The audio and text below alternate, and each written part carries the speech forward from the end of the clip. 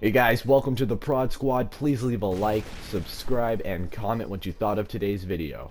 Enjoy.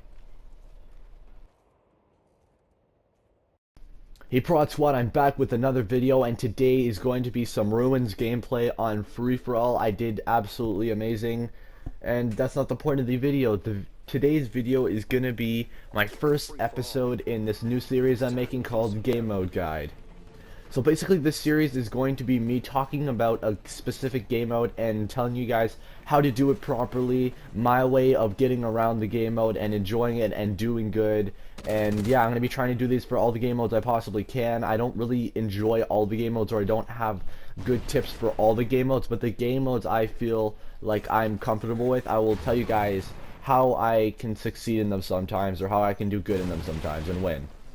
So free-for-all is pretty much a game mode where everyone spawns randomly and you really gotta watch your back. People die from behind and the side at all times because they really don't know the spawns, or they're just completely stupid and run in the middle of the map, which is not what you want to do on a game mode where people are spawning around the perimeter and you're gonna get shot from everywhere pretty much. So tip number one, know your spawns. Knowing your spawns is something very important. It's not that hard to learn them, you just gotta turn your corners with caution because there's more than likely a guy that's spawned there, guy spawned behind you. Keep moving, do not stand still, because that's when people start spawning near you from front and back, and those are the worst times to try to control a spawn, because you can't kill someone that's behind you unless you're using an IED, which I don't recommend in free-for-all because it's annoying as hell. Tip number two, listen for enemies. I would definitely recommend using awareness. I used it in this gameplay. I listened very carefully for enemies that were near me. The perk is amazing. I use it almost on every class because I am a sweaty child and I like to use perks that make me do good in free-for-all. So yeah, awareness is definitely recommended for this because you gotta know where people are. You can't always know where they're coming from, so hearing them.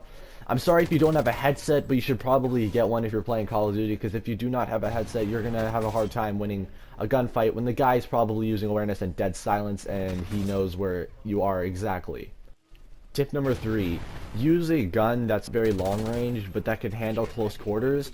So something like a SMG. SMGs are more comfortable in free-for-all because if you just notice in that situation where I'm getting in, it's very close quarters combat, and guns like an Amelie or something wouldn't really work in those situations. I mean, knifing, yes, but they're not always within range to be knifed.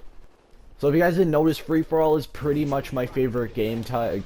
I don't really like teammates that hold me back. I don't really like teammates that I can't rely on unless I'm playing with a bunch of my friends. But other than that, yeah, I just play free-for-all by myself. I absolutely dominate when I try to. I'm not saying I'm the best Call of Duty player out there. I'm just saying that I can do good when I try. So yeah, if you guys don't like free-for-all or you've never really given it a shot, I recommend using like a very close quarters class setup, because when you get into free-for-all lobbies, you're not going to get people that are camping at long range. You're going to get people camping in corners. You're going to get people running around in the close quarters areas. So use something like a Bison with suppressor and foregrip, something like that, because you don't want to be seen on the radar. I mean, I use muzzle brake just because for the extra range on the Ripper in this gameplay. But yeah, you don't really need it. I mean, I would definitely recommend suppressing yourself. Make yourself very visible on the radar, because there are a lot of people around you and they will see your red dot and they will absolutely tear you apart. And my final tip is going to be find a part of the map and control it. If you guys watched my first ever video on this channel, I was sitting in one area of freefall, which is a little spawn point I found by myself, but you guys don't really have to know a spawn point. You just gotta find a little area where they're spawning in front and behind you and just keep running back and forth. Like for example on Sovereign, I always use that little L wall. I'll try to get you guys some Sovereign free-for-all gameplay for my next gameplay so you guys can see what I'm saying, but I control that little L wall because there is a spawn on one side and a spawn on the other. People always like to run in there, and it's really great for an SMG. Not really good for assault rifles. I mean, you could, but you'd have to get really lucky in the close quarters combat areas. So yeah, guys, that's pretty much it for my game guide, or my game mode guide series today. I'm going to be doing probably an episode, because this is my last Call of Duty for another 5 days, because Dragon's Teeth is coming out tomorrow, so I'm going to be doing coverage of that, all the maps and the guns, so stay tuned for that. Please leave a like, subscribe, and I will see you guys tomorrow. Tell me, guys, if I should continue doing this series, if you guys like it, in the comment section below. And yeah, peace.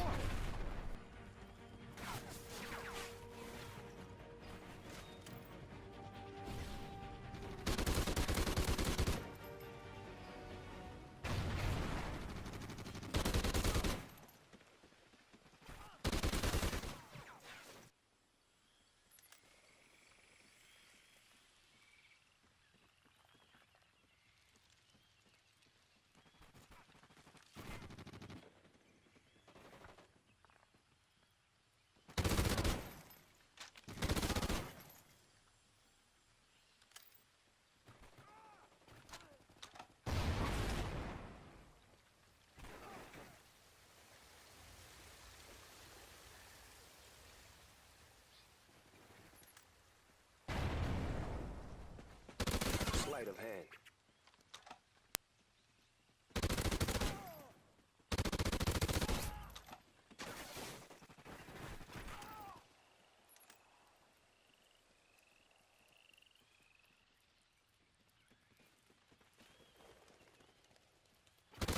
Agility.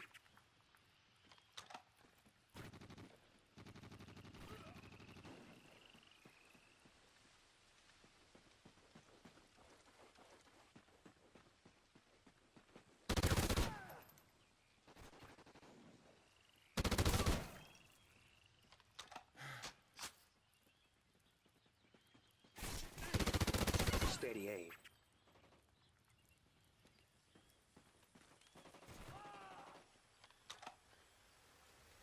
Enemy controlled Oracle. Check yourself before you wreck yourself.